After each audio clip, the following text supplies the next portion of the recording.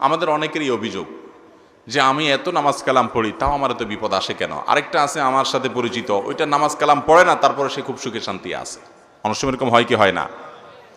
শুধু তাই না, অনেক লোক দেখা যায় আগে বেনামাজি ছিল, বিপদ আপদ ছিল না, এখন নামাজ শুরু করছে, একটার পর একটা বিপদ, একটার পর একটা সমস্যা।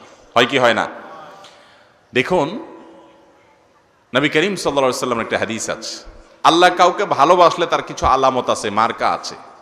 আল্লাহ কাকে পছন্দ করেন, কাকে ভালোবাসেন, কিছু পছন্দ, কিছু আলামত আছে। এই আলামতেরগুলোর ভিতরে একটা আলামত হলো ইন্নাল্লাহা ইযা আহাব্বা কওমান ইবতালাহুম।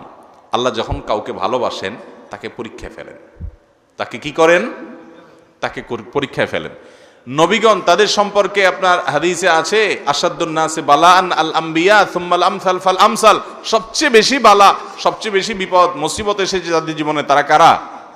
নবী রাসূলগণ। তাদের সাথে যাদের যত বেশি মিল হবে তাদের জীবনে বিপদ আপদ তত বেশি আসবে। ইমাম ইবনে তাইমিয়া রাহমাহুল্লাহ একটা উক্তি আছে যে আল্লাহর পথে কেউ যদি আসে, আল্লাহ তাকে প্রথমে ধাক্কা দেন, পরীক্ষা করেন যে ও আসলেই আমার পথে পরিপূর্ণ এসছে কিনা। এই জন্য আল্লাহ বিপদ দেন। যদি সে সরে যায় তাহলে তো ফেল হয়ে গেল, আর যদি সে টিকে থাকতে পারে সে পরীক্ষা পাশ করে গেল।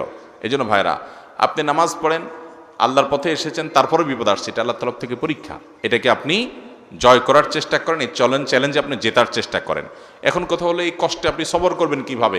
দেখুন, একটাই আমল আছে যে আমল করলে আল্লাহর কাছে হিসেব ছাড়া বিনিময় পাবেন।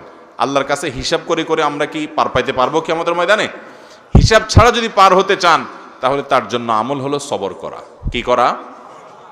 আল্লাহ কোরআনে বলেছেন ইন্নামা ইউওয়াফাস সাবিরুনা আজরাহুম বিগাইরি হিসাব। ধৈর্যশীল আর সবরকারীদেরকে আল্লাহ তাআলা যে দিবেন, হিসাব ছাড়া দিবেন।